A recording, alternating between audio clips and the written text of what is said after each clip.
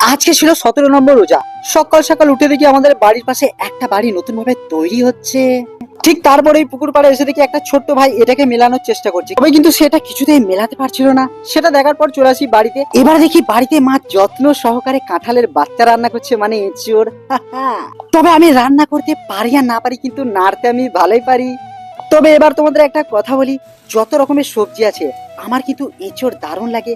আর কষা কষা হলে তো কোনো কথাই হবে না।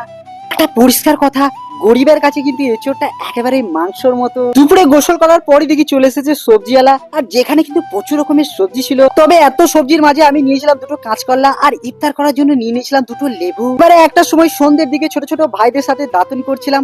তারপরে এসে দেখি মা ইফতারের জন্য বেগনি তৈরি করছে, আর বেগনি তো আমার সুপার লাগে। আর তার সাথেও কিন্তু ইফতারের সমস্ত নাস্তাগুলো মা রেডি করে দিয়েছিল।